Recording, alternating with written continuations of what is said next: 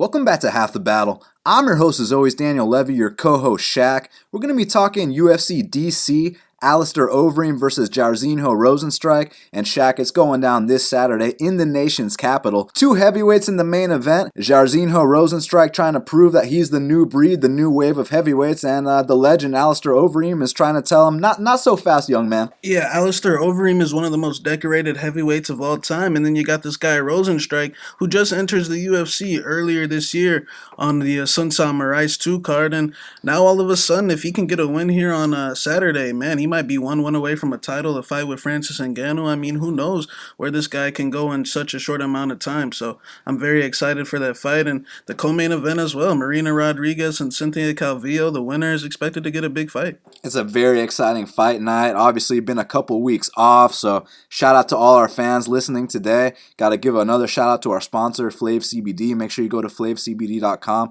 for all your CBD and THC needs. Use that promo code BATTLE to save 10% off. And before we get down to business, Shaq, it's been a couple weeks since the last card, but one little standout from that card is, how about the man with the most submissions in UFC history, Charles do Bronx Oliveira? Now he's going out there 2 back-to-back knockouts in a row. One of the most decorated finishers in the history of the sport, Shaq. Yeah, Charles Oliveira did happen a couple weeks ago, but man, he might be a serious matchup problem moving forward for a lot of these lightweights, because I remember everyone used to call Charles a quitter a few years back when he would have his occasional quit job. But man, I feel like at 30 years old, he might have outgrown it a little bit, maybe at least to an extent. So I'm interested to see where Charles goes from here. He definitely has earned himself a big fight. I mean, when you got finish streaks like that, you're finishing K1 strikers and putting Gordon down in less than a minute 30. I think you deserve a big fight, so he better get one. I mean, my boy Charles is married with kids now. This ain't Charles do Bronx the young man anymore. This is the grown-ass man, and I love the finished product. I love Charles do Bronx in his prime, man. Yeah, 100%. Charles Oliveira is very underrated in the lightweight division. And what about him versus, one of these guys like Kevin Lee or something, man? It'd be one hell of a matchup. Yeah. And for Jared Gordon, look, he's posting online about how, should I fight at lightweight? Should I fight at featherweight? Look, man, the weight class doesn't matter. It's about taking the right fights. And whoever told Jared Gordon to go to Brazil to fight Charles do Bronx Oliveira when he had already been knocked out in 2 of his last 3, now it's 3 of his last 4. 2 other Brazilians. Hey, Jared, either fire your manager or give me a call, buddy. We'll make sure you take the right fights. And one other standout was Randy Brown. We always said once this kid finally puts it together, look out. I mean, has all the physical tools. He's got the skill set, but now the mental is starting to meet the physical. Goes out there, weathers the storm of Worley Alves, taps him out in that second round. Yeah, it looked like Worley was going to run through him in that first round, but many times before, he gassed out completely after that, and Randy took advantage. And Randy's been looking the best he ever has. He recovered nicely from that Nico Price KO. We'll get to Nico Price later in this card, but not only Randy Brown, I know Blachowicz' fight wasn't the most exciting, but hey, he continues his career resurgence. Let's not forget, a couple years back, this guy was on the verge of getting cut from the UFC. Now you can catch him in main events on the reg. So Jan Blachowicz just completely turned it around. I didn't even think it was a split decision. I thought he considerably won that fight. I don't know what Jacare did. He didn't rock him. He didn't take him down. but he humped his leg, Shaq. Because he hugged him. The fight was close. Okay. But anyways, Blachowicz definitely deserved to win that fight. And now he's got a rematch with Corey. Some people say it's a silly fight. Some people don't understand that fight just because Corey dominated him the first time. But Jan's a different guy. Let's see how he does the second time. But it's an interesting fight. I was hoping they did Blachowicz versus Gustafsson, the rematch, but they did a different one. And speaking of which, 2 guys that got finished by Corey Anderson and Jan Blachowicz are also fighting. Nikita Krylov versus Johnny Walker just got announced today. And one thing I can guarantee you about that is someone will be snoring on the canvas, Shaq. So I'm very excited about the prospects of that. Obviously, Robert Whittaker is either going to be fighting Jared Cannonier or Darren Till. I know for his sake he wants to fight Till, but we heard he's lobbying hard for the Till fight, but the UFC wants the Cannonier fight, so it'll be interesting to see which direction they head in. And Shaq, let's break down this UFC DC card, start to finish, my man, because first up in the middleweight division, we got the vet Trevor Smith. He's 15-9, and he's taking on Mahkmud Muradov, who's 23-6.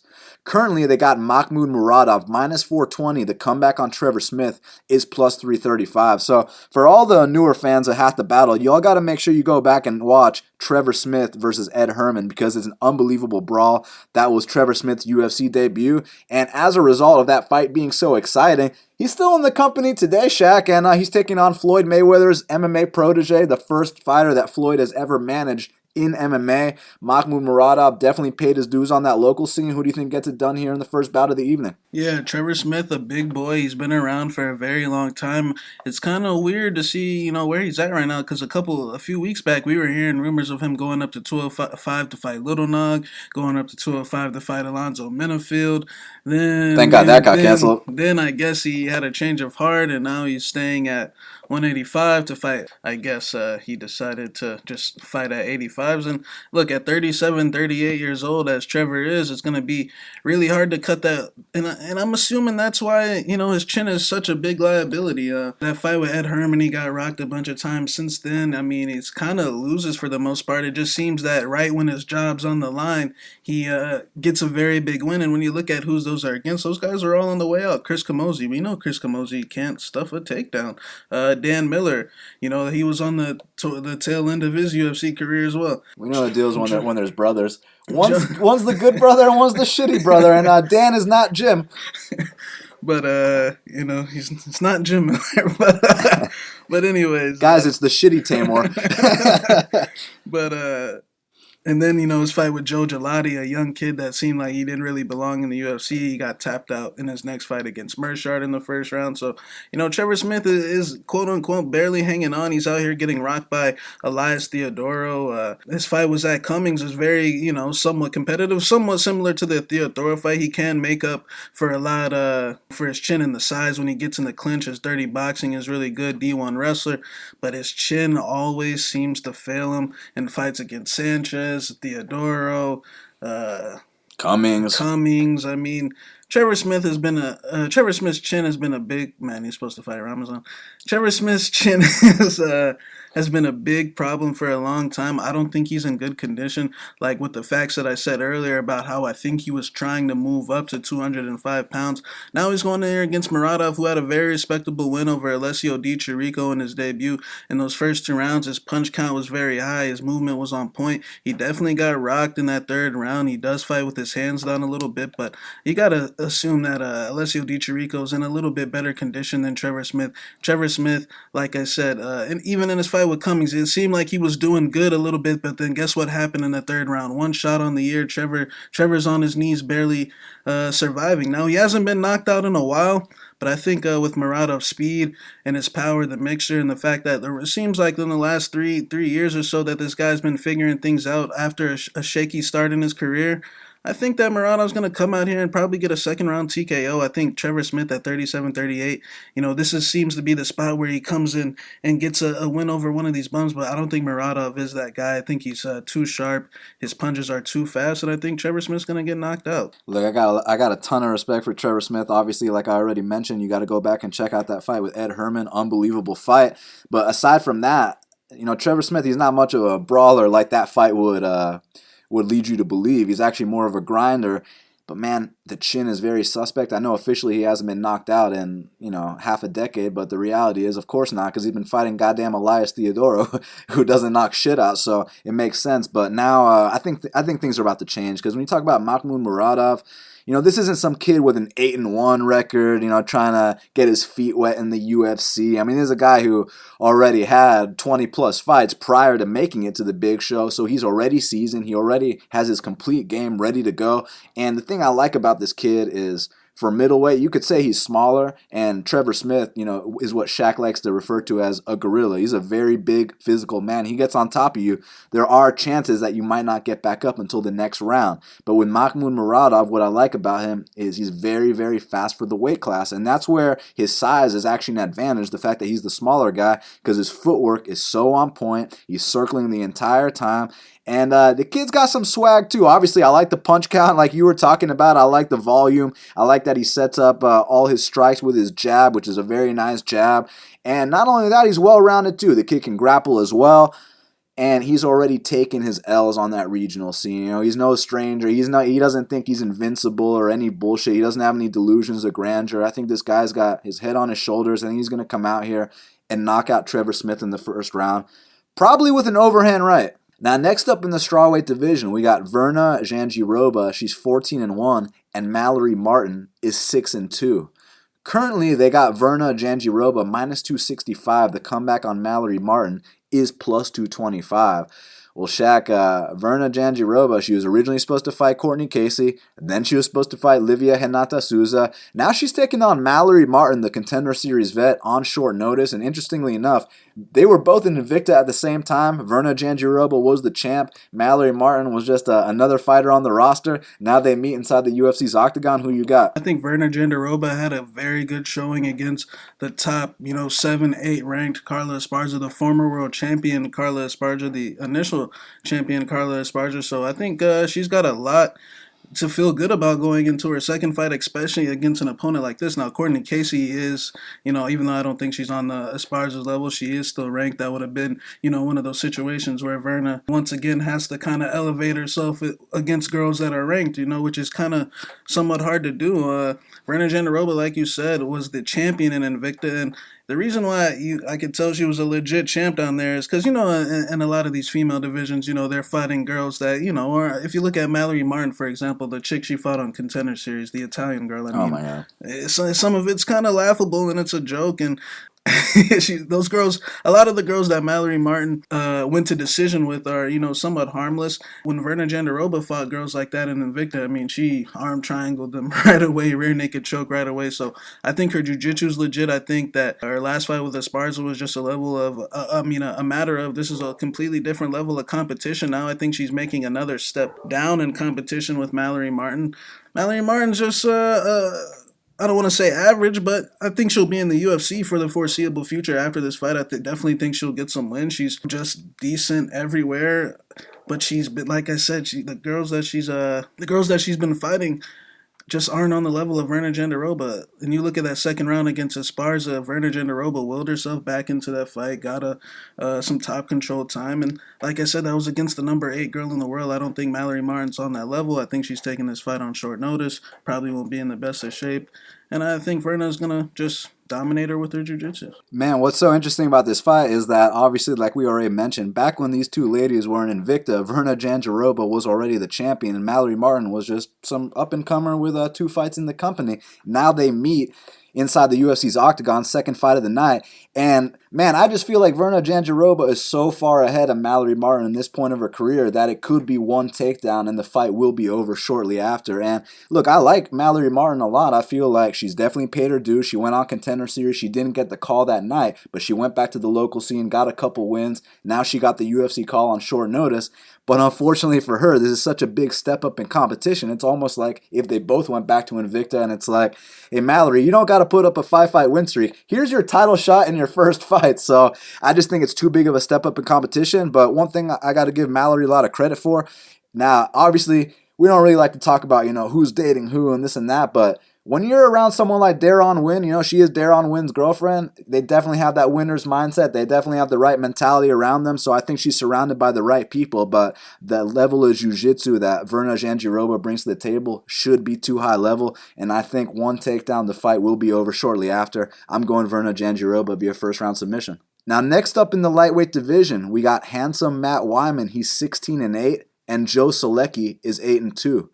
Currently, they got Joe Solecki minus 320. The comeback on Matt Wiman is plus 260. Well, Shaq, you and I were in attendance in Greenville, Carolina, when Matt Wiman made his return off a 5-year layoff. Luis Pena mopped the floor with him. Now he's coming back. Now it's no longer a 5-year layoff. He's taking on the UFC debutant, Joe Solecki, who we're very familiar with. Obviously, got incredible jiu-jitsu. He did turn down a fight with our good friend Robert Hale. He also was knocked out by Nicholas Mata, who our friend Hale did knock out. But that being said, this ain't Hale, this ain't Mata. This is Matt Wiman versus Joe Solecki. Who you got? I got a lot of respect for Wiman. He was around in those old school days at 155. Fought Seaver, Spencer Fisher, the whole bit. But if he thinks he's about to take 5 years off and come back to competing with these young, hungry, not weathered lightweights, I think he's mistaken. I don't want to say this is a cash grab for him, but that's what kind of seems. I think the guy was completely retired. He comes back, he fights Luis Pena, a very green guy, kind of similar to Solecki's. I mean, Pena might have only had like 5 or 6 fights at the time. Solecki's coming in here with 10, but Solecki's actually been out here not fighting kids. I mean, he's been out here on the South scene fighting Nicholas Mata and guys with winning records. So I think Solecki, with his jiu-jitsu skills, should come out here and overwhelm Wiman. Pena controlled him on the mat. It's not like Matt has anything positive to go off from that fight. I mean, besides that, he can take a beating. I think Solecki can come out here and do whatever he wants to him. I know Wiman has never been submitted in his career, but that was the healthy training every single day version of Matt Wiman. His last fight against Luis Pena, he got completely smashed, blood covered. I think that if Solecki lands a punch, I think that he can cut Wiman open very easily, or with an elbow on the mat, get this fight stopped, possibly that way as well. So I think Solecki is a lock. I think he comes out here and dominates Matt Wiman. And Solecki's jiu-jitsu can't be slept on. I mean, I didn't know this till recently, but this guy's Coach John Salter. John Salter that fought in the UFC. I mean, John Salter beat Ron Jucal Carnero in jiu-jitsu and Roberto Chavin in jiu-jitsu. So I think that this guy's jiu-jitsu lineage is definitely credible. So you're saying John Salter owns Atlanta Jiu-Jitsu? So as far as this kid Joe Solecki is concerned, because, you know, we were told certain things about, you know, from some of our friends because he turned down certain fights. But then you actually go back and you watch the footage, and Joe Solecki is very solid, man, especially when it comes to the ground game. And he knows exactly where his strengths lie.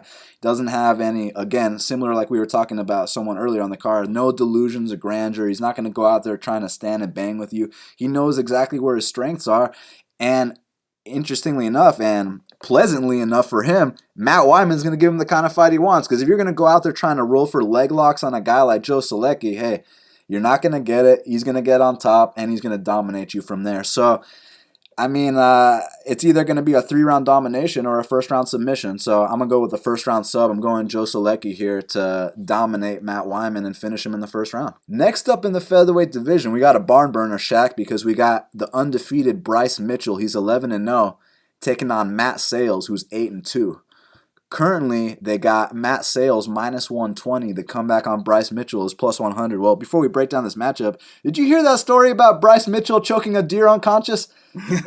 I know he lost a testicle once, if I'm not mistaken. Yeah, you know these country boys are something else. Yeah, he's quite interesting, and this fight with Sayles is gonna be a war. It absolutely is. You know what I like about Sayles so much is, obviously, people talk about how good his striking is, but more importantly, the kid's a dog. And that's something that Bryce Mitchell also brings to the table. So are you expecting someone to come out here and dominate, or you think there's going to be a 50-50 potential fight of the night war? Man, I like both these guys. I like Sayles' last fight against Kyle Nelson. It was in Nelson's hometown in Canada, and you know, he absolutely wailed on him in that first round, got a little bit tired in the second, almost got choked out. And I mean, a lot of guys would have tapped to that, man. It was fully locked in, but he held his composure, came back in the third round to end up getting an arm triangle over Kyle Nelson. And Bryce Mitchell's coming off that 50G performance against Bobby Moffitt, a great fight. The reason why I like this fight is because I'm a big fan of Sayles' striking style. I think he's a legit striker for the featherweight division. This guy's been religiously training his boxing in, you know, one of those legit real deal boxing gyms. And you can see, you know, he's very young in his career, but you could see that down the line, man. This guy, once he starts getting more comfortable in there, he could be a deadly guy at featherweight with his power. And he's kind of undersized for the weight class, but he makes up for it in punching power. So I'm very high on Sayles. And Bryce Mitchell, I've been high on him since tough. I love the mixture of his length and his tenacity. The guy likes to come out very hard in the first round and just overwhelm dudes with his work rate, and he gets dudes backing up. And you know what happens when you back up against, you know, these 5'10", 5'11" taller guys, especially Sayles is like maybe 5'6", 5'7". So, you know, Sayles can't back up against a guy like Bryce Mitchell, because Bryce Mitchell will run with that, and, you know, he might start outworking him on the way to a decision victory. Matt Sayles has to move forward and has to make him box, because I don't think he can do that against a guy like Matt Sayles.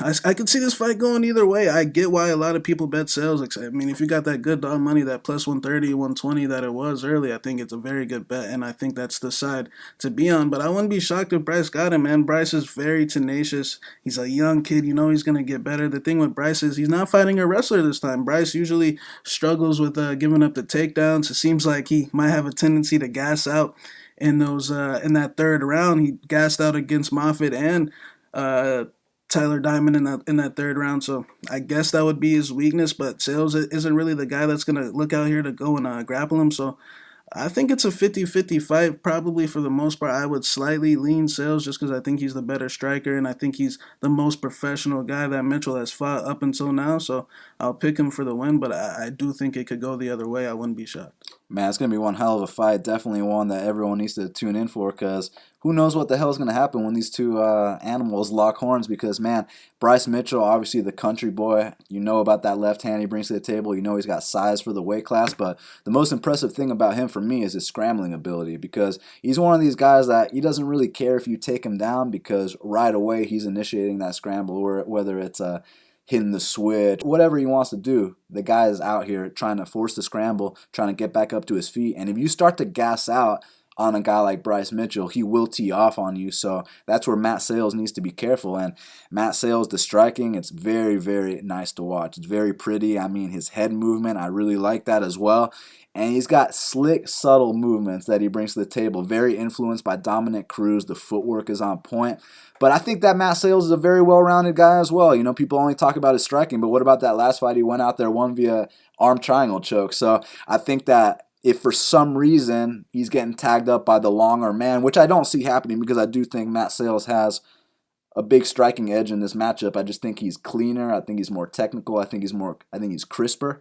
But if for some reason the longer man starts hitting him up with that left hand, you know Bryce Mitchell doesn't like to stuff takedowns, and I think that Matt Sayles can switch it up and can throw that ace out his back pocket and let people know that he's got a ground game as well. So I do think at this point in time, Matt Sayles is more advanced than Bryce Mitchell. So for that reason, I'm going to take him to edge this fight. Now, next up, also in the featherweight division, we got Billy Quarantillo. He's 12-2, and Jacob Kilburn is 8-2. Currently, they got Billy Quarantillo minus 320. The comeback on Jacob Kilburn is plus 260. Now, Shaq, this is quite a wide line for a guy in Billy Q who he's known for being a comeback kid. And if you know about comeback kids, that means they get their ass beat that first round and you start to gas out on them, then they take over. Well, let me ask you something. What if Jacob Kilburn doesn't gas out? Yeah, Jacob Kilburn's coming off a vicious KO win on the local scene. I'm glad to see him get a second chance in the UFC. He fought Bobby Moffitt on Contender Series at 145. Is he coming back to 145s? It's probably 145s. Yeah, so, hey, he was fighting at 55s on the local scene, so I'm under the assumption that he's better at 55s than he is at 145s. 145s probably takes a lot out of him, so... You're talking about Jacob? Yeah, Kilburn. Yeah, he was also fighting Giovanni's Ross. Yeah, true. Yeah, I think that Billy Quarantillo, honestly, like you said, he's a comeback type of fighter. I'm not too high on him. I just like that he fights with a lot of heart, a lot of spirit. That I don't know if Jacob Kilburn gets put in a war like that if he'll be able to dig down deep. I think Kilburn's more of a guy that everything needs to, be going his way. And Kilburn's known for his knockout power. I know he doesn't look like it, but the guy definitely can hit. He's definitely got some power, and Quarantillo definitely takes his fair share of licks every fight. I mean, he's been KO'd before against Michel Canones, the jobber that lost to Sage Northcutt, and Jared Gordon. So I think the line is a little bit wide, but I think Quarantillo is probably going to be the better conditioned athlete for this fight. And I think he's probably going to scrape out a win here. I do think it's going to play out closer than the line just because Quarantillo is really loose and he gets hit a lot, but it seems like around the mid stages of the second round that he starts to up his volume and really turn up the pace and starts to break guys, starts to use his length, a very long guy. It just seems like he's a little bit of a slow starter. I think Kilburn does have a legit puncher's chance, but I think Quarantillo is probably going to put it on him late as Kilburn gasses as the fight advances and probably gets a late TKO win.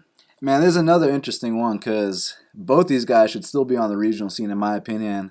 I feel like they haven't fought the right guys to make it to the UFC yet. I mean, Jacob Kilburn, he beat Giovanni's Ross. A lot of my guys like Nathan Williams, Robert Hale, they were begging to take fights with Jacob Kilburn. Jacob Kilburn turned them down. Of course, he took the Giovanni's Ross fight, which smart idea. But when you're beating guys with 4-3 records and then you make it to the UFC, I think there's going to be a big reality call, a big reality check here, man. I think it's going to be a wake-up call and a half. But the thing is, he's fighting Billy Q, who also is very undeveloped, very unseasoned, kind of needs to pay his dues a little bit more. So, man, if Jacob Kilburn doesn't finish him in the first round, Billy Q is going to come back and is going to teach him a lesson, which is what Billy Q is known for, man. He's the comeback kid. But there's only so many of those ass whoopings you can come back from, Shaq, and I actually think this kid, Jacob Kilburn, does have a lot of knockout power. Despite the fights that he handpicked on the regional scene, you can't take away from the fact that this kid has a serious left hook, and if he touches you on the chin, you will go down. I've seen Billy Q go down more than once, and I think he's going to go down again. I'm picking Jacob Kilburn for the upset via first-round knockout. Now, next up in the welterweight division, we got Thiago Alves. He's 23-14. And Tim Means is 28-11. Currently, they got Tim Means minus 265. The comeback on Thiago Alves is plus 225. Well, Shaq, two somewhat legends of the sport, two guys that have been around a long-ass time. Now they finally meet in the welterweight division. You got the leg kicks of Alves versus the crisp boxing of Tim Means. Who do you think gets it done? Spencer Fisher beat both these guys. But inside the distance, right? Yeah. Submitted both of them. I think this is a great fight. Tim Means is coming off that vicious KO loss to Nico Price. And, over the months, I think we've come to find out that Nico Price might be, go ahead and dab him as the what the fuck KO guy. I mean, the guy just KOs dudes in the most interesting spots. Right before that, it looked like Tim was going to knock him out. He was barely holding on. And this is one of those cases where, I know that Tim Means is washed up and he's lined over -2, but I think it's for a reason. I think that there's different levels of washed up, and Tim can still come out here and, run over guys like Ricky Rainey and really quick, or even just show good skills against guys like up-and-coming top 20, 25 guys like Nico Price that knocked Randy Brown unconscious, that do things on the regular, have good fights with Jeff Neal. I think it's a different level. Alves, on the other hand, out here having these snooze fest type performances against Kunchenko. He made people think Kunchenko was a prospect. The Curtis Melender. People thought Curtis was a prospect after that. Curtis went out there and just had his way with him. I mean, completely mopped the floor with him. I think Thiago's been on his way out for a long time. This is the last fight on his contract. I hear he's interested in what's out there. I think he's got one foot out the door. I think it's lined like this for a reason. I think Tim Means' hands are way too fast. I think he's just still has more left in the tank, still wants to come out here and prove something to a point, and I think he's going to come back out here and give one of those classic, Tim Dirty Bird, first round finishes. So I got Tim Means by knockout with the left hand, but if it goes to full 3, it's what Thiago Alves is all of a sudden a cardio machine or something. Thiago's a complete shell of himself. Not saying that Tim Means isn't, but Tim Means, some of his losses, I kind of had a feeling that Nico was, I said don't bet against Nico like this, but hey, I got Tim Means by first round knockout. I think that Thiago Alves has one foot out the door from the interview that I heard earlier today, and I think Tim gets the win. Look, both guys have been fighting for well over a decade. Two guys we respect a lot, always entertaining fighters. With Thiago Alves, every couple of years he puts on that Muay Thai clinic. The issue here is we know Thiago Alves is known for his leg kicks. Well, he's an orthodox fighter. It's kind of hard to leg kick against a southpaw unless you're Justin Gaethje, and I do not believe that Thiago Alves has the speed or the aggression of a Justin Gaethje. Therefore, I think it's going to be really hard to get off on those leg kicks. And I think that if he does try to hit that inside kick, try to go to the body, Tim Means is going to be ready to counter with that straight left down the pipe. And when I tell you that even though Tim Means might be slowing down, even though he got knocked out his last fight, even though it might not be the dirty bird that we're all, what we all know and love, he still has enough left in the tank to go out here, still crisp enough to go out here and not just potentially finish a guy like Thiago Alves, but for sure beat him. I think the strike count's going to be too high. I think he's too fast, too crisp, and I think he goes out here and lights up Thiago Alves. So I'm going Tim Means to get the win. Now, next up in the bantamweight division, we got Rob Font. He's 16-4, and Ricky Simon is 15-2. Currently, they got Rob Font minus 140. The comeback on Ricky Simón is plus 120. Well, Shaq, two guys kind of on the outskirts of the top 15 in the bantamweight division. Rob Font, known for that volume boxing, and Ricky Simón, he's got some good wins on his resume, but he cost a lot of people a lot of money his last fight. Do you think not only that we can regain our trust in him, but do you think he's regained his confidence in himself after such a devastating result last time out? Yeah, I'm sure he's going to be a little hesitant coming off that Faber loss. I think people just put too much faith in him in that spot, you know. I think that he was still, even with his wins over Montel, who was coming off the couch, or his win against Hani Yaya, who Or Murad. Or Marab, which is questionable as well, or the Hani fight. You know, Hani is a jiu-jitsu guy. You know, I feel like people just they got to get over it. They put too much faith in him. I mean, I bet on him too, but like not my whole account. But I think that people just put too much faith in him and where he was at in the stage. Now I get it. Faber was coming out of retirement, this and that, but Jimmy Rivera and those guys when Faber fought them. Not TJ, but Cruz. You know, those guys are on a different level than Ricky Simón. I still think Simón has a bright future. I think that he just got caught up in that crowd. The moment was a little bit too much. First time on the main card, you know, on a big card. I mean, that crowd got to him, and I think he made a bad mistake. Kind of similar to Andrade and Wiley Zhang in a sense. You know, he just kind of got caught up in the moment, and now he's fighting Fon. I think Fon's a solid fighter. Very well-rounded, can use his wrestling.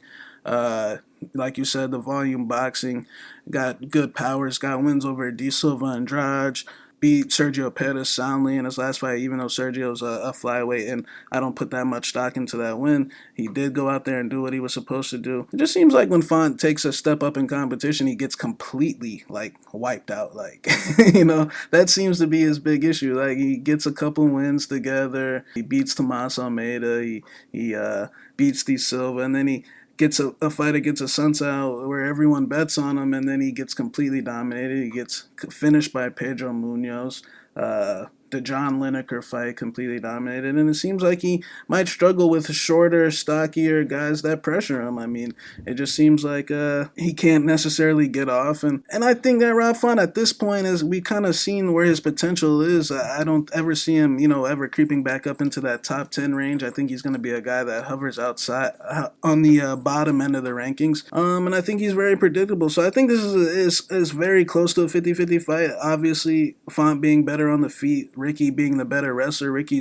When Ricky's at his best, man, he's really gritty, he's really grimy, he finds ways to win. He's very undersized in comparison to Font.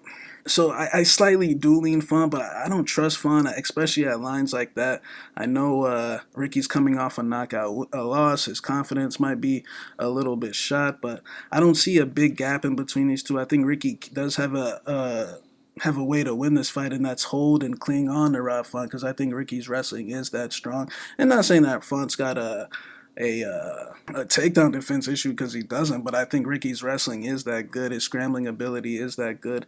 And if his head's in the right place, I do think he's got the skills to come out here and win this fight. But when you look at Ricky, he got dropped against Merab Dvalishvili.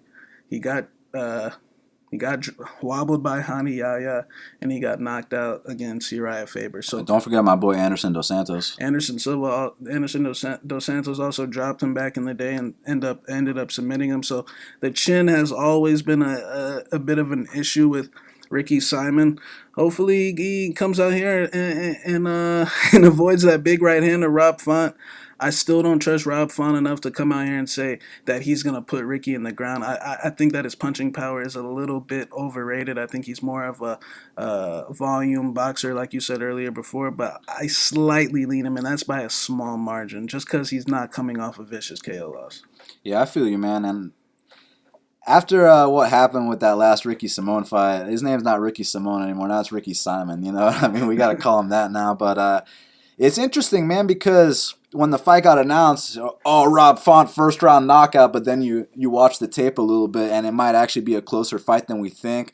It could go to a decision. If that's the case, it might be a split. But the difference here between the two of them is that I think the volume of Font on the feet is what's going to dictate the fight. However, the wrestling of Ricky Simon could be a factor because he's one of those guys that could get lit up for 2 minutes of a round, but then he goes out there, blast doubles you, stays on top the rest of the round. The judges forgot that he was getting his head popped back for 2 minutes and 30 seconds. So Rob Font's get-up games, his takedown defense, the sprawls, everything needs to be on point, the wall walking. So if Rob Font has covered his tracks, man, I think he's got the right tools to win this fight. And it has been a while since we've seen him last. He hasn't fought since, I believe, November, December of last year. So that's a long time for him to go out there and not just be stuck in training camp trying to get in shape for a fight, but actually have the time to develop his skills, even, add new tools to the arsenal. So I think that if we see an improved Rob Font, that there is the knockout potential. However, if this does go to decision, we might be looking at a dog or pass situation, as much as I hate to admit it, because we know what happened last time with Ricky Simone, but I'm going to go with Rob Font via first-round knockout. Now, also in the bantamweight division, we got Cody Stamann. He's 18-2, and Song Yadong is 15-4. Currently, they got Song Yadong minus 200. The comeback on Cody Stamann is plus 170. Well, Shaq, you got the number one Chinese prospect, Song Yadong, the knockout artist, taking on the very solid vet. And I say vet, the kid's 18-2. The very solid Cody Stamann. And, man, this is a big step up, honestly, for Song Yadong, but in a way for Cody Stamann too. Look, I know Cody Stamann's fought the higher level of competition, no doubt about it. He's more battle-tested inside the UFC's octagon. But this kid, Song Yadong, even though the competition has been a little bit on the easier side, I say easier side. I mean, he just knocked out Alejandro Perez in the first round. That guy's never an easy fight until he fought Song Yadong. But this kid brings something serious to the table, man. The speed, the accuracy, the precision, and obviously the power of his hands is something you have to respect. And here against the guy in Cody Stamann, we're going to find out firsthand if he really is that future top 10 guy that people are saying he is right now. So what I like about this kid Stamann is how smart he is. He comes in there with the right game plan, and he doesn't really take too many unnecessary risks. He knows exactly what he needs to do and when he needs to do it, and technically speaking, he's great. Now, the only issue I have with Cody Stamann's game, and where I think it could be an issue here against Song Yadong, is not his strike defense. Like, the guy is extremely elusive. He's got his hands up, all that, but he doesn't move his head off that center line, Shaq. And one of those laser beams from Song Yadong comes right up the middle, and it could be lights out. It could be good night. It could be a canvas nap time. So Cody Stamann's got to be on his bike this whole time. I think he's got to be very elusive with his striking. I think he's got to mix in the entries to the takedowns and try to make this a mixed martial arts fight. Don't go in there and stand and bang with a guy like Song Yadong, because that could be a recipe for disaster. And I do think that when you get a plus 170 line on a guy like Cody Stamann, he is good enough to where you do need to take a look. Maybe this is first UFC L time for Song Yadong. However, I will go with the hype machine. I do think this kid is the real deal. I know the competition's been lesser, but what I see skill set wise and physique wise, just the physical attributes, he seems like the real deal to me, man. And that speed is for real. So I actually am going to take Song Yadong to not just win this fight, Shaq, but to actually be the first man to go out there and knock out Cody Stamann. Simply because Cody Stamann doesn't move his head off the center line. If he did, I'd really be considering that underdog shot, but he doesn't. So I'm going Song Yadong to knock out the very talented Cody Stamann. Yeah, I mean, you make some good points. Song Yadong, he's one of these guys where it seems like the physical tools are a lot, man. His speed and his power are fantastic. I mean, he's ran through everyone that he's fought, so I really ain't got nothing much to say about Song Yadong. The competition level, hey, he treated all those guys accordingly. He knocked out Alejandro Perez, but let's not forget that Cody Stamann was actually the guy to put a halt to Alejandro Perez's 7 or 8 fight winning streak.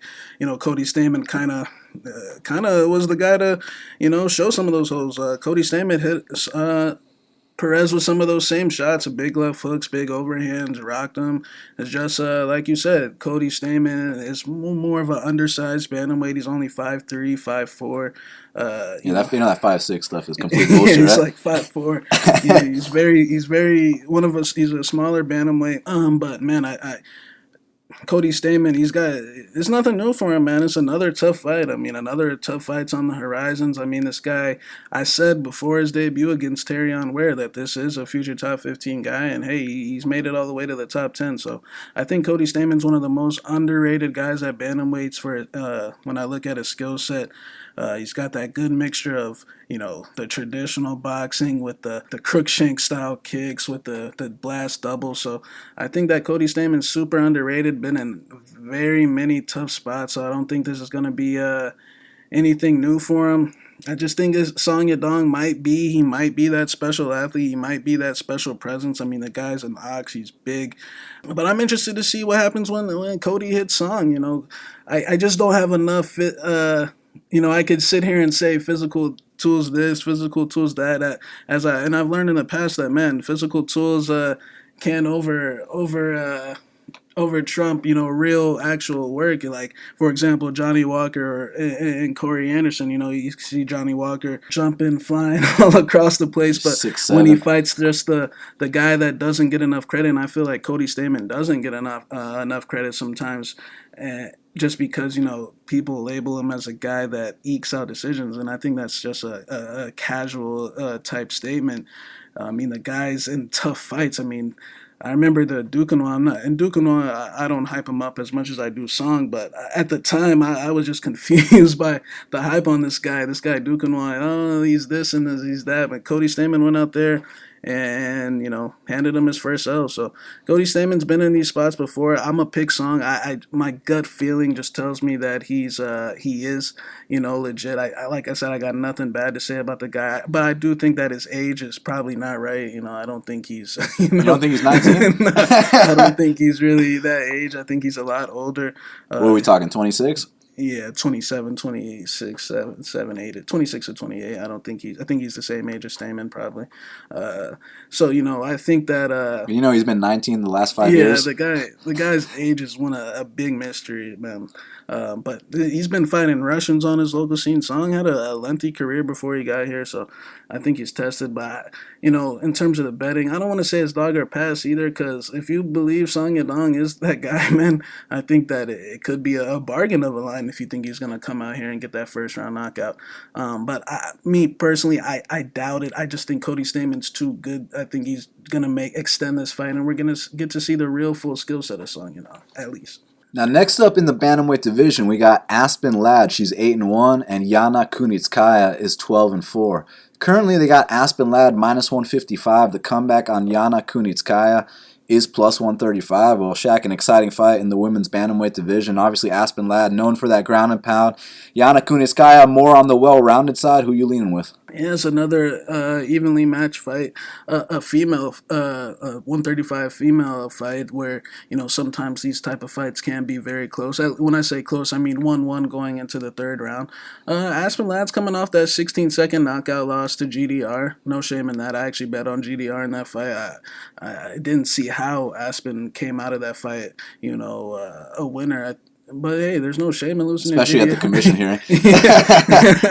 It seems like Aspen's weight is on point for this fight. The California State Athletic Commission's been checking on her every week. She's at that stage now where they have to monitor her weight every single week, and she has to weigh in under a certain number. Kind of like what they're trying to put the rock star on. What they're trying to do to one of our boys. They're trying to monitor her weight, so I think this is going to be the lightest that she's ever come in the fight week. I mean, she has to, or she can't fight. She has to. And so I think that there's a chance we see the best version of Aspen Ladd. Now, personally, I wasn't that high. Like, I think that she's young. She's only 24, maybe 23, 24. So she's got tons of room to grow. As where Kunitskaya, I think, is as close to a finished product as you can get, man. She's been fighting for a way longer time than Aspen. I think Kunitskaya's weakness is the boxing. We saw in her last fight against Marion Renault, we saw her face covered in blood, nose broken, had to get a face surgery. Marion Renault's Aspen Ladd's teammate, actually, so I'm sure Marion Renault gave her some pointers. I think Aspen Ladd gets hit a lot in the boxing exchanges, but she does have that forward pressure type style, and eventually gets these girls onto the mat where her grappling shines. But when I say I definitely think she's got the higher ceiling, but let's not forget that was against Lena Landsberg. And I know she finished Lena Landsberg, but Kunitskaya also has a win over Landsberg, a 30-27 victory. And Tanya Evinger, who, I know was beating a lot of girls in Invicta, but when she got to the UFC, that completely fizzled out. Cyborg completely put an end to her. Like, you know what I'm saying? There's no way she could ever come back from a beating like that. And so going into the GDR fight, I thought Ladd was severely overhyped, and I honestly think she just falls right in line with some of the rest of those girls, like, Yana, mid-tier ranked girls. I don't think she's this phenom prospect at all. So I think that she does have a higher ceiling. I think that Kunitskaya is a little bit scared to get hit. I think that Kunitskaya doesn't like getting hit. She doesn't like to box, but she does have a path to victory. Aspen Ladd is on the slower side, and she does get hit a lot. She can land a lot of kicks here. She can maybe stall her against the fence. So I do see a path to Yana. So I'm not going to sit here and act like she's not live. But I'm going to guess that Aspen is operating at a different frequency this time, just with the weight maybe not possibly being a factor. But we haven't seen the weigh-ins yet, so I could be. But from the looks of it, my eye test, I think that she's really slim for this fight. And I think she'll outwork Kunitskaya for a close decision win. Yeah, it's a tough one to call, man. Obviously, they have some very common opponents, like you mentioned, Lena Landsberg, Tanya Evinger, Yana actually went out there and finished Tanya Evinger in the first round in Invicta, and then they had a rematch, and she got finished, but so we're not going to get to see that. Evinger finished Aldana too, man. You know what I'm saying? We're not going to get to see that trilogy, unfortunately, but look, as far as this matchup is concerned, I do think Yana is probably the more well-rounded fighter here. She definitely gravitates more towards the kickboxing, at least earlier on in her career, but lately, she's been adding that women's MMA head and arm throw. She gets on top of these girls, but the thing here is that with Aspen Ladd, although the stand-up side of things might be more on the somewhat, honestly, mediocre side of things, when she gets on top of these girls, not only do they not get back up, Shaq, but they usually get pounded out. And I have seen fights where Yana Kunitskaya has gotten dominated on the mat very recently, too. So that being said, man, somewhere along the way, look, it might be close in the stand-up exchanges, but somewhere along the way, Aspen Ladd will get on top of Yana Kunitskaya, and when she does, she's going to pound her out. So I'm going Aspen Ladd via ground and pound TKO. Now, next up in the heavyweight division, we got Stefan the Skyscraper Struve. He's 29-11, and Big Ben Rothwell is 36-12. Currently, they got Ben Rothwell minus 140. The comeback on Stefan Struve is plus 120. Well, Shaq, you got the 7-foot-tall Stefan Struve taking on Big Ben Rothwell. Two staples of the heavyweight division. I mean, we've been watching these guys probably over a decade now. It's surprising they never met inside the octagon. Now they finally do. Who do you think gets it done? I mean, I've been watching Big Ben since the IFL days, man, on Fox Sports. On FSN. So. Remember his first fight with Arlovsky? Oh, man. Man, Big Ben, look, we know that he tested positive for the same thing that he tested positive 3-4 years back, so he got caught red-handed. And we know why he was on that streak when he was pulling off these wins where we were like, how the fuck did he do that? Go, So, look, I think that Ben not Roethlisberger, but... he's got other issues. But Ben Rothwell is somewhat... look, he is somewhat of a fraud, still a legend, but I think... Basically, what I'm getting at is he had a lot of help when he was on that street. He had some of the best doctors in Wisconsin. Look, the dude was injecting himself with some of the finest steroids you can buy. Where is he from? Wisconsin, So I hear he's with Duke Rufus for this fight. And what I think, what I'm going to get to here in a second, his last fight with Arlovsky, in which he looked like dog shit, I think was stemming from the fight with Blagoy because, look, he was coming off the suspension and he fights Blagoy Ivanov, this up-and-coming heavyweight. And I'm not going to, look, after I rewatched it, I kind of did score it for Rothwell. But, it was kind of like one of those situations where, like, that I feel like he put his everything into that fight. And for him to lose a close decision, that it kind of, he fell to his knees, he turned around. I feel like it was a knife. Kind of like when Stamann fought Brian Caraway, and then he saw what he looked like when he fought Munoz. I feel like he put everything into that fight, and, he feels like he got robbed. And he turns that around into the Arlovsky fight, in which, and I actually picked Arlovsky in that fight, and It seems like Arlovsky had his way with him, and Ben looked the worst he ever has. Now he's back with Duke Rufus, his coach from a long time ago. This could be a last resort, but now on the other hand, I'm not sitting here saying Stefan Struve's in much better condition. But Struve did at least win his last fight. Like, he did beat, after getting 10-8 in the first round. De Lima pulled a stunt that he pulls a lot, which is quitting for some reason, and Struve was able to capitalize. The thing with Struve is, if you're betting on him, at times he can have a style that frustrates you. He doesn't pull the trigger. You want Struve, use your jab, use your straights. Get up, Struve! Or he'll lay on his back and get pounded, and it's very frustrating. But I've never really seen Rothwell use a game plan for, single and double legs or cage work to get it to the fence. It's usually he gets his submissions off guys like Mitrione and Barnett, shooting in on him. I don't think Struve's going to do that. So I think if he wants to win this fight, he's going to have to utilize a style that he's not usually used to. I will say Rothwell does put on good pressure on his opponents, but his striking defense is so bad that he's kind of just nullifying the work that he did with the pressure by getting hit with a counter shot. Now, I don't know if Struve's going to pull the trigger, like a Blagoy Ivanov did or an Arlovsky did that night, but I think Struve is in slightly better condition, even though he's coming out of retirement. But I think I never took that retirement too seriously. I think that Struve just needed a break, man. Is he even 30 yet? Yeah, he's 30. Okay, he's got about early 30s. Yeah. He's been fighting in the UFC since he was like 20. He's been fighting for so long, man. Like, that the kid just needed to take a break to relax a bit now that he's got his shit taken care of. I know he needs more money. So I think that Struve comes out here, and I think that this is probably going to be a lackluster fight. But I think that somewhere along the line, Rothwell's sloppiness is going to be a big factor, and I think he's going to make a fatal mistake, whether that be a submission on the mat or a knee or just lose a decision. I think that Struve's going to land the more effective shots on the outside. And like I said, I don't think Rothwell's the type of guy to come in here and use, single and double legs to get Struve down and lay on him. That's just not really his style. He's either going to try to knock him out or get Struve to shoot in on him and use that go-go choke, which I don't see happening. So I'm going to go with Struve for the upset. Offer retirement. I think he's going to come out here and finish Big Ben. It's one of these fights where I have no idea what the fuck's going to happen, so that automatically makes it a dog or pass situation. But when you imagine or envision betting on a guy like Stefan Struve, he's got all the physical advantages. He's 7 feet tall. He's 10 years younger. He's got all these things going for him. Then he steps in there and you're like, Stefan, please throw. But he ain't really Struve, come on, man.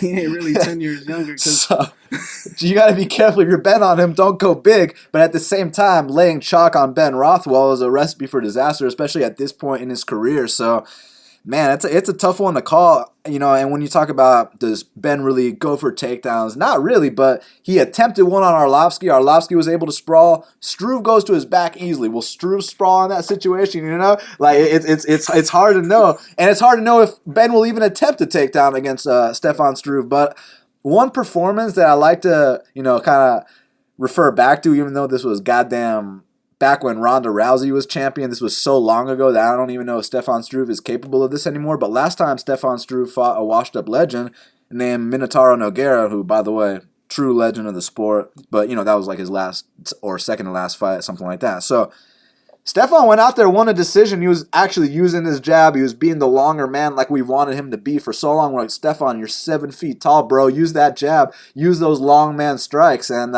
he did it in that fight. I'm hoping Ben Rothwell's slow enough to where Stefan Struve can do a similar thing here. So I'm going to go with Stefan Struve just because I think he's got more left in the tank. It won't surprise me either way, but I'm going with the underdog on this one. Co-main event of the evening in the strawweight division, we got Marina Rodriguez, she's 12-0, and Cynthia Calvillo is 8-1. Currently, they got Marina Rodriguez minus 130. The comeback on Cynthia Calvillo is plus 110. Shaq, this is one hell of a matchup.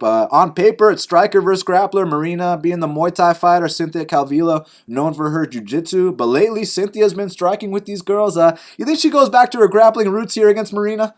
striking with the I'm just kidding.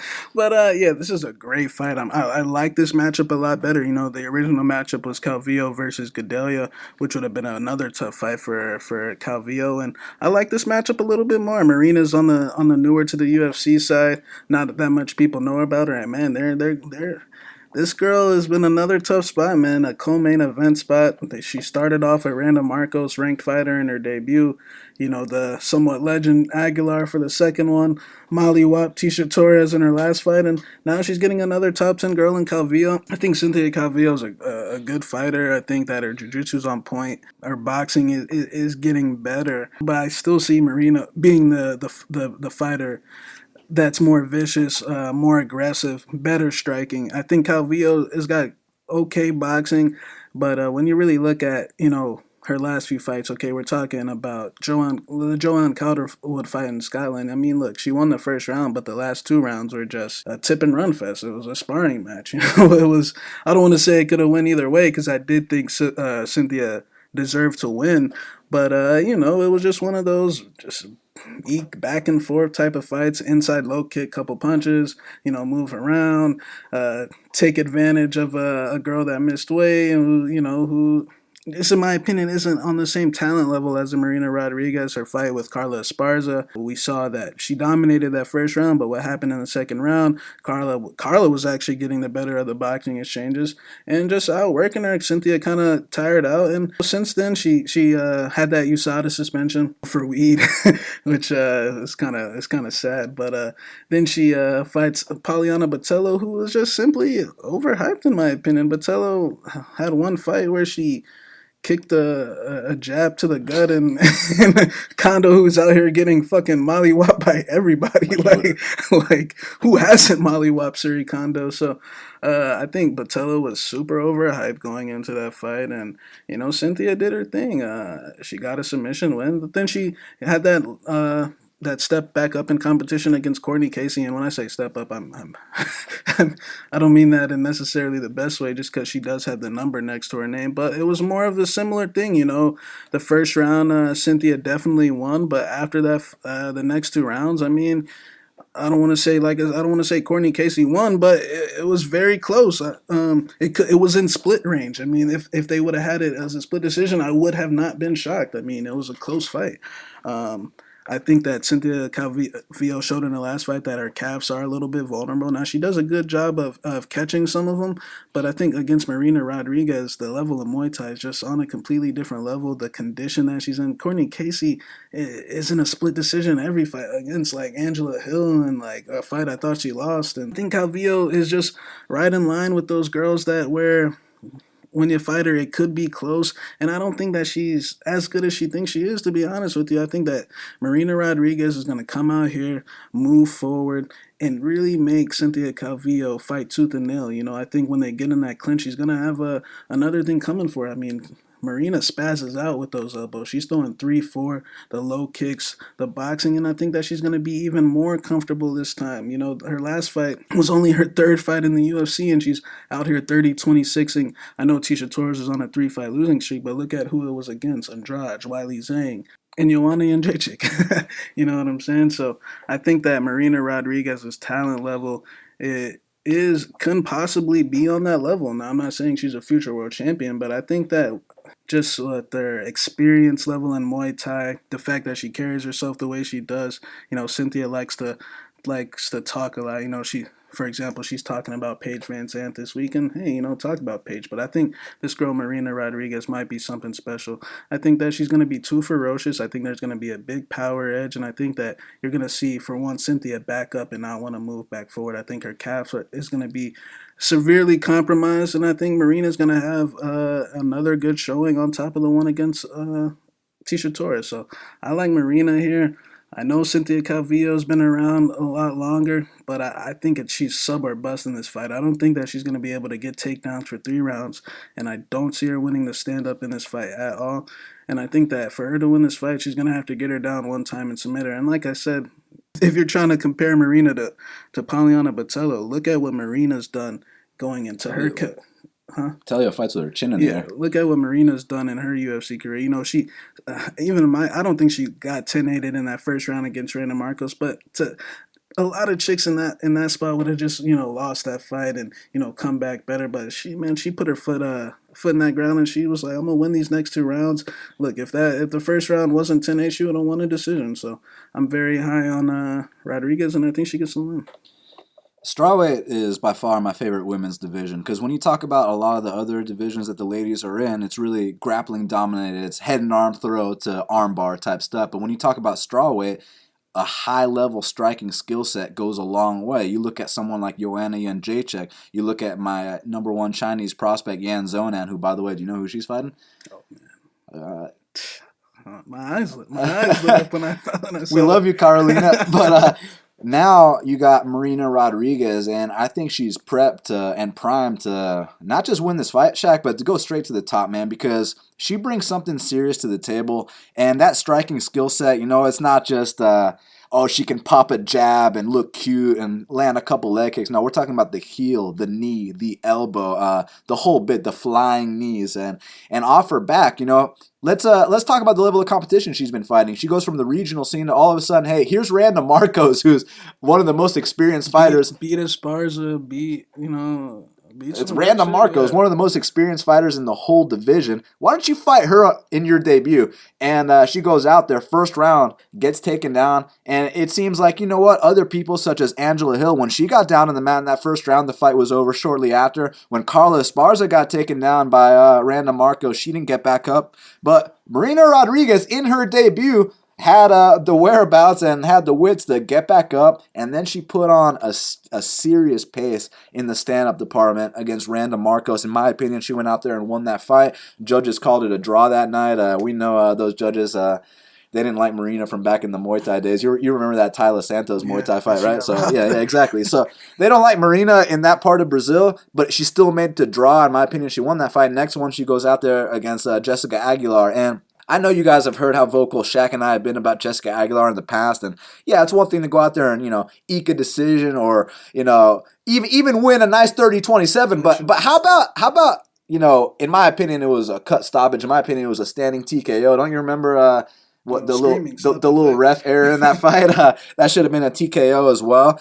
And then the next one, you know what? Now you're not fighting washed up Jessica Aguilar. Let's jump you to perennial top 10 Tisha Torres. Goes out there and 30-27s her like it's no one's business. So, and there was a 30-26 in there as well, my friends. So I think Marina Rodriguez is the real deal. I think she's improving every single fight, and I don't think that she's as one-dimensional as people make it seem. It's just that one dimension you're referring to, she's so dominant in that you can kind of overlook the other parts of her game. But it's not like she wasn't out here on the regional scene winning fights via triangle, because she was, and she was able to get back up from bottom against a very good grappler in Randa Marcos. So I do have proof that she's no fish out of water on the mat. And when you talk about Cynthia Calvillo, she's very, very talented on the mat. Obviously, you remember that fight against Bobby Cooper. Goes from the Darce choke attempt right to a back take, rear naked choke. Very, very impressive stuff. But as she stepped up in competition, the takedowns aren't as readily there. They aren't as readily available as they once were, Shaq. And now it's becoming these very close striking matches.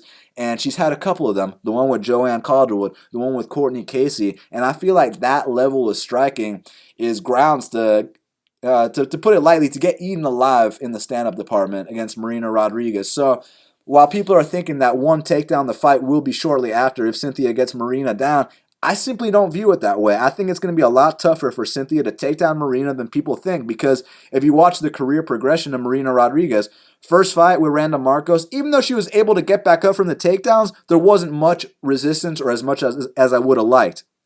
Then the next fight with Jessica Aguilar, now we're seeing her start to swim for underhooks. Now we're starting to see her make her opponent pay with knees, with elbows. Then the next fight against Tisha Torres, now she's reversing position. Now she's getting takedowns of her own. Now she's attacking with Darce chokes. Now it's like, hey, if you want to take Marina Rodriguez down, you're going to have to pay for it. She's going to have something waiting for you. So I think that if we see an even further step in the evolution of Marina Rodriguez, this could be a very dominant fight for her. So while people are saying this is 50-50, depending if it stays standing or hits the mat, I kind of disagree. I think it's going to take more than one takedown for Cynthia Calvillo to go out there and defeat someone of Marina Rodriguez caliber. So I am hyped on the undefeated prospect, and I do think she keeps her undefeated record intact here. I'm going Marina Rodriguez to win via third-round TKO. Main event of the evening in the heavyweight division. We got Alistair Overeem. He's 45-17, and Jairzinho Rozenstruik is 9-0. Currently, they got Alistair Overeem minus 120. The comeback on Jairzinho Rozenstruik is plus 100. Well, Shaq, Overeem's had over 60 fights. This is Rozenstruik's 10th fight. But that being said, when I talk about over 16 fights, when I talk about over 60 fights, he's also been knocked out over 12 times. But man, the experience difference is huge. You think that just the fact that Overeem's been fighting since basically as long as some of our friends have been born is enough to come out here and beat a guy like Jairzinho, or is that knockout power of Rozenstruik too much to come out here and hand Overeem his 17th knockout loss? Man, you got two decorated kickboxers. You know Overeem won K1 back in the day, but man, if you go to YouTube and go look at Rozenstruik's kickboxing highlights, man, he's got an extensive history for knocking people out unconscious. What he's doing right now, man, he kind of did the same thing in kickboxing. I think he was like 76-6 with 50-something knockouts. The dude's a legit KO artist, and the reason why I feel like he has that advantage is speed. He's a lighter. He only weighs in at about maybe 240, and it seems like, man, if you come in the pocket against him, even for a little bit, you make a slight mistake that his counter ability is just on a different level than most of these guys fighting in MMA now. So far, he's only gone up against Arlovsky, Alan Crowder, and Junior Albini, but all those guys were left stiff on the canvas in devastating fashion. I mean, all three of them. Now, in the Junior Albini fight, we saw that he did get taken down, and Junior Albini, isn't known for his grappling, and he was able to get back up and able to get the knockout. Alan Crowder got knocked out with a jab, and Arlovsky got knocked out in, 29 seconds it was? So, man, I think that Alistair Overeem is one of those cases where he's got the way more experience. He's fought the way better competition, also knocked out Arlovsky unconscious. Would easily beat those other two guys. Would dominate the other two guys. But now this is a fight where I'm really intrigued because I honestly thought Alistair would be the bigger favorite just by perception, just because, the experience, the guys he's fought, and the fact that this guy's only got 3 fights and for a combined of maybe barely over 2 rounds, like the fact that it's almost a pick'em, it's kind of making me think maybe there's something to this Jairzinho guy that we don't know about, man. Maybe his kickboxing is that good, and there's a chance that all he might need to do is touch Reem's chin one time, and that could be it. I mean, his power or his precision just might be that good. Now, if Overeem gets on top of him, I'm not 100% sure if Jairzinho's gonna get back up. The thing is, Overeem's gonna have to get close to him to take him down, and man, I just got a feeling that if Jairzinho touches his face, that it might be it. And not saying that Overeem can't knock Jairzinho out. We don't really know that much about him in comparison to Overeem, but I feel like Overeem's kind of got a little bit more to lose in this spot, man. He's fighting a guy that just came to fruition recently. This is short notice. He was supposed to fight Walt Harris. Shout out to Walt Harris. We wish him the best on what Shout out Walt. He's going through right now. I feel like this, I don't want to say is a more dangerous matchup, but man, I'm going to go with Rozenstruik, man. I know Overeem's overall better, 100%. Definitely better overall, but just because he's overall better, I mean, he's been overall better than a lot of guys. Wasn't he overall better than Bigfoot Silva, Ben Rothwell, and Travis Brown? So I get, trying to hold on to that, but I think that this guy Rozenstruik might be the real deal, man. I mean, I know Arlovsky's older, but when you look at Arlovsky's prior fights when he fought big gorillas like Augusto Sakai, who I consider a top 7 or 8 heavyweight, well, that was a struggle for Sakai, and I said the reason why is because Rozenstruik's got that speed, so I think he's got a big speed advantage over Overeem. Overeem, he still plays with his hands down. He still likes to do some of these questionable things sometimes where you're like, yo, this guy, and I still to this day think he pulled a massive stunt against Stipe Miocic, and that's not the only time he's pulled a stunt. He's pulled stunts. Bigfoot Silver. I mean, he's one of my favorite fighters of all time. I mean, when I first got into the sport, Reem was he still is one of my favorite fighters. But man, I think Rozenstruik's gonna come out here and knock him out in the first round, man. I think that he's gonna come out here and pressure Reem. That's how you get him to make those mistakes in the pocket. Pressure him, and I think that Reem's gonna throw and get countered and be asleep, and it's probably gonna be over before you know it. Yeah, I mean, you make such great points when you talk about this fight, man, because tons of guys have been less well-rounded or less experienced or, too one-dimensional for Overeem or this or that. Let me give you a couple examples. Obviously, we can give the lower-tier examples like the Ben Rothwells, the Travis Browns, the Bigfoot Silvas, who Overeem is so much better than all those guys, still got knocked out by all three of them. But then there's guys like Francis Ngannou who, we know is unbelievable, can touch you one time, you go to sleep. But, everyone was saying that, not only is Overeem the decorated striker, but Overeem's got the ground game, Overeem's got this, Overeem's got that. And it didn't really matter, you know what I mean? And Francis at the time was only coming off a knockout win over Andrei Arlovsky. So another thing I wanted to say was, I know Reem's been KO'd 13 times, 3 times in kickboxing for a total of 16.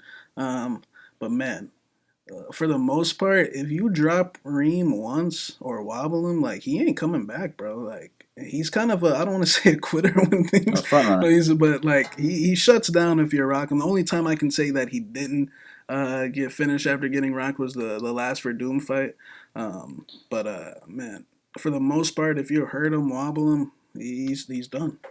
Yeah, and with this fight, obviously, if you're betting on Reem, you want him to go out here, and yeah, we know he's got the kickboxing credentials, but what you really want him to get on top of Jairzinho, pound him out, don't let him back up, potentially even try to submit him, and because there has been a little bit of weakness in Jairzinho's ground game, but I got to give him a lot of credit, man, because the times that I've seen him taken down, not just the Junior Albini fight, even a fight against this kid, Kovalev, I believe it might have been in Ryzen or one of these other promotions, but bottom line, I saw him on the mat in both those fights, and yeah, okay, he's not going to be throwing up triangles off his back, he's not going to be going for arm bars, but what he also won't do is he won't give you an arm bar, he won't give you a triangle, he's not out here, panicking and leaving all kinds of openings. He chills, and when it's time to explode back up, he explodes back up. So I like the kid's mindset, I like his demeanor, I like his confidence, I like the fact that he's very poised and calm inside there.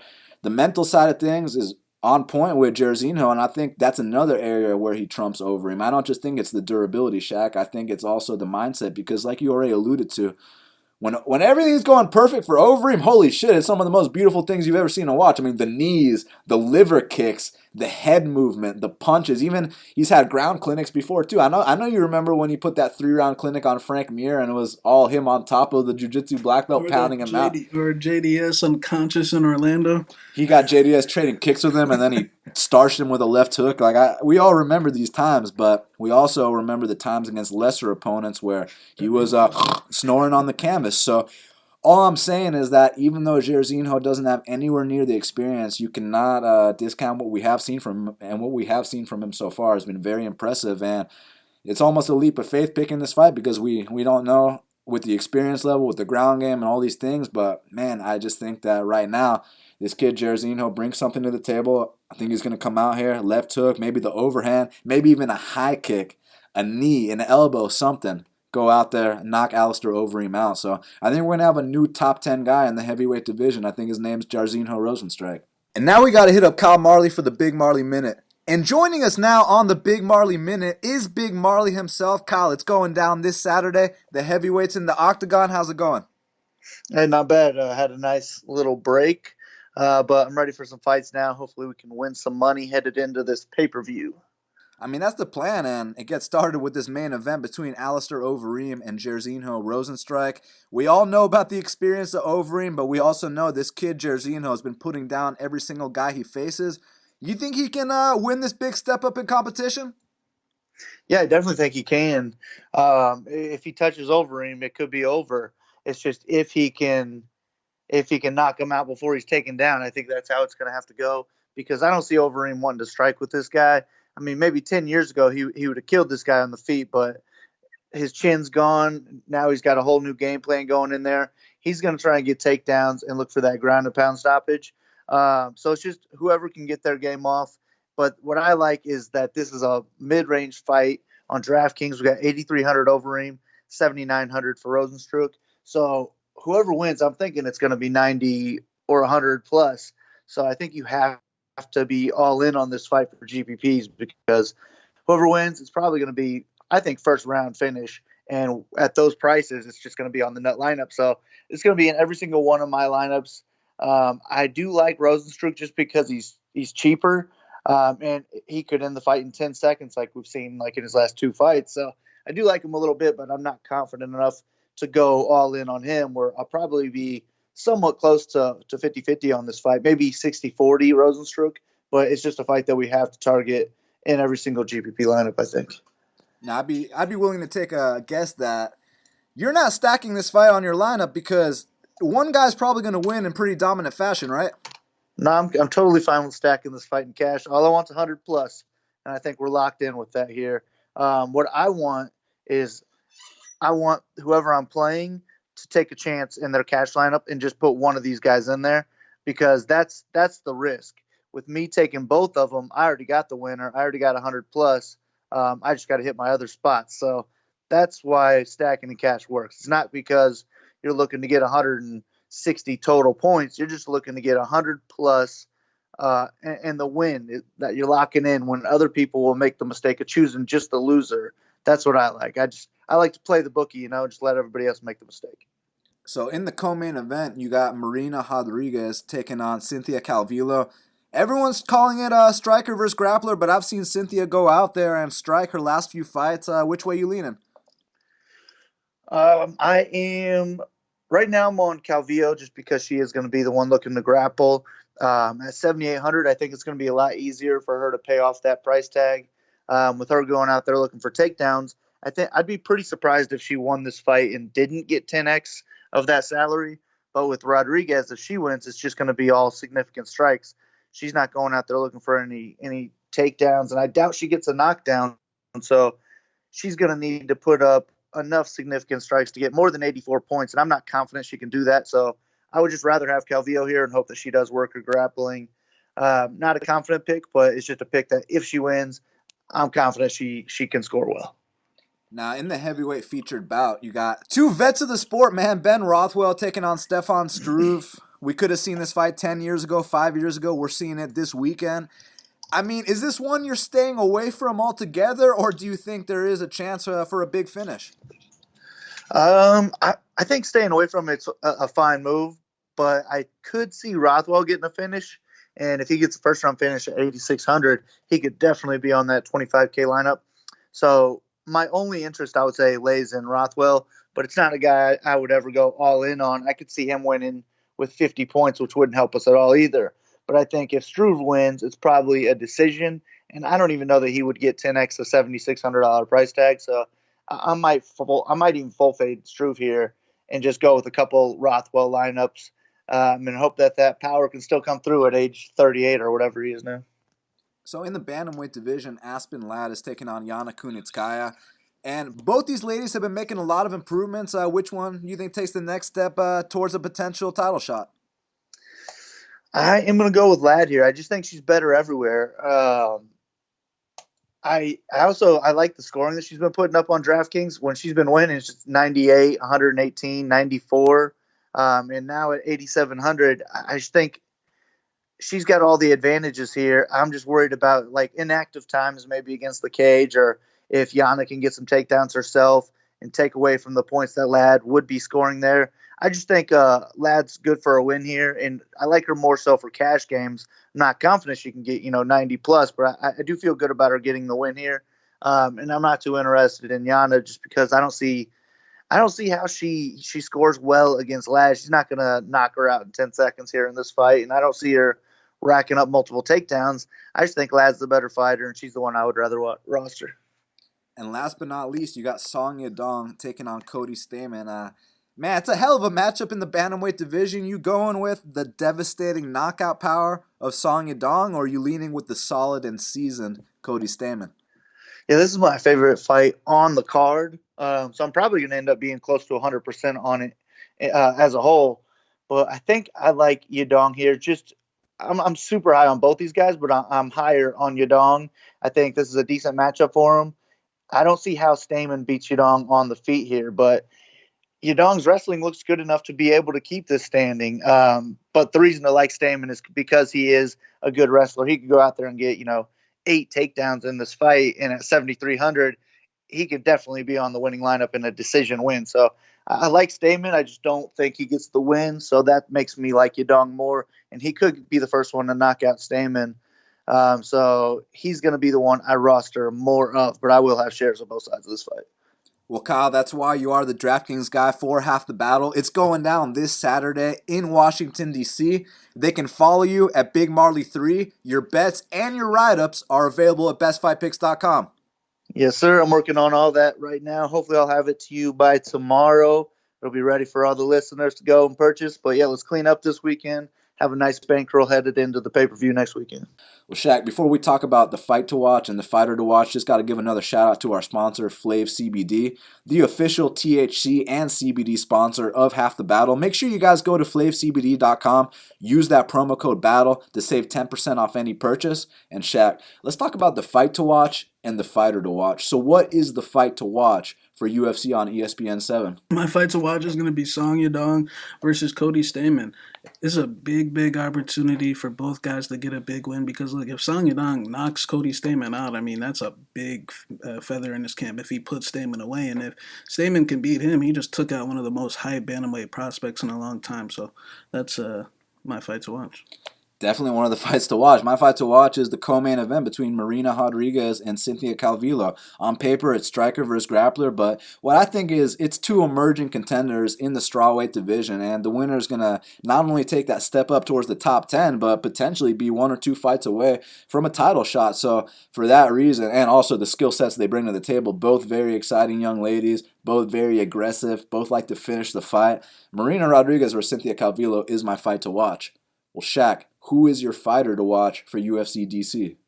My fighter to watch is going to be Jairzinho Rozenstruik. Look, he's one of these new breed heavyweights, and if he goes out there and starches Overeem in the first round, man, don't be shocked if he's fighting a Volkov or an Ngannou in a few months.